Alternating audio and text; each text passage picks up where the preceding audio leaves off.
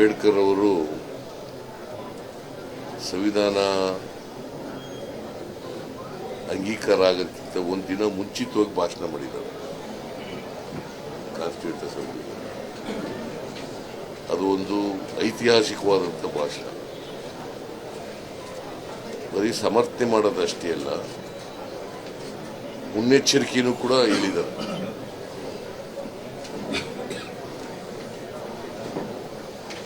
ನಮ್ಮ ಸಂವಿಧಾನದಲ್ಲಿ ನಾವು ಅಧಿಕಾರಕ್ಕೆ ಬಂದಂಥವ್ರು ಹೇಗೆ ಅದನ್ನು ಜಾರಿಗೆ ಕೊಡಬೇಕು ಅನ್ನೋದ್ರ ಬಗ್ಗೆ ಮತ್ತು ಏನು ಮಾಡಬೇಕು ಅನ್ನೋದ್ರ ಬಗ್ಗೆ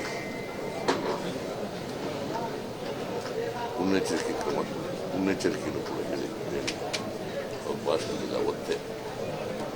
ಅದಕ್ಕೆ ಅಂಬೇಡ್ಕರ್ ಇದಾರಲ್ಲ, ಭಾಳ ಒಬ್ಬ ವಿಷನರಿ ಅವರು,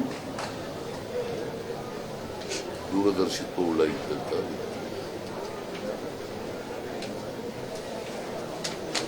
ಬರೀ ಅವತ್ತಿನ ಸಮಸ್ಯೆಗಳಿಗೆ ಅಷ್ಟೇ ಅಲ್ಲ, ಮುಂದೆ ಈ ಸಮಾಜ ಏನಾಗಬೇಕು ಅಂತಕ್ಕಂಥದ್ದು ಕೂಡ ಎಚ್ಚರಿಕೆ ಕೊಟ್ಟಿದ್ದಾರೆ.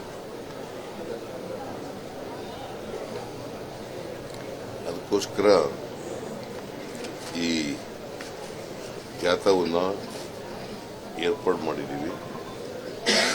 ಬಹುಶಃ ಇದರಿಂದ ಜನರಿಗೆ ಇದ್ದಂಥ ಸಂಶಯಗಳು ನಿವಾರಣೆ ಆಗ್ತವೆ ಅಂತಕ್ಕಂಥದ್ದು. ಅಂಬೇಡ್ಕರ್ ಅವರು ಸಂವಿಧಾನ ಅಂಗೀಕಾರ ಆಗೋದಕ್ಕಿಂತ ಒಂದು ದಿನ ಮುಂಚಿತವಾಗಿ ಭಾಷಣ ಮಾಡಿದ್ದಾರೆ ಕಾನ್ಸ್ಟಿಟ್ಯೂಂಟ್ ಅಸೆಂಬ್ಲಿ. ಅದು ಒಂದು ಐತಿಹಾಸಿಕವಾದಂಥ ಭಾಷಣ. ಬರೀ ಸಮರ್ಥನೆ ಮಾಡೋದಷ್ಟೇ ಅಲ್ಲ, ಮುನ್ನೆಚ್ಚರಿಕೆಯೂ ಕೂಡ ಹೇಳಿದ್ದಾರೆ.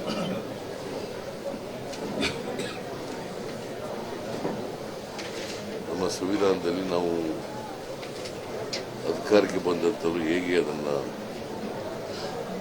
ಜಾರಿಗೆ ಕೊಡಬೇಕು ಅನ್ನೋದ್ರ ಬಗ್ಗೆ ಮತ್ತು ಏನು ಮಾಡಬೇಕು ಅನ್ನೋದ್ರ ಬಗ್ಗೆ ಮುನ್ನೆಚ್ಚರಿಕೆಯನ್ನು ಕೂಡ ಹೇಳಿ ಅವ್ರ ಭಾಷಣದಲ್ಲಿ ಅವತ್ತೇ. ಅದಕ್ಕೆ ಅಂಬೇಡ್ಕರ್ ಇದಾರಲ್ಲ, ಭಾಳ ಒಬ್ಬ ವಿಷನರಿ ಅವರು, ದೂರದರ್ಶಿತ್ವ ಉಳ್ಳ ಇದ್ದಂಥ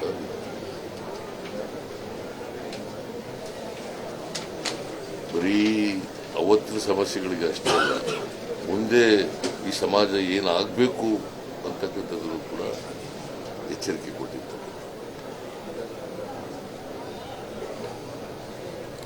ಅದಕ್ಕೋಸ್ಕರ ಈ ಜಾಥಾವನ್ನು ಏರ್ಪಾಡು ಮಾಡಿದ್ದೀವಿ.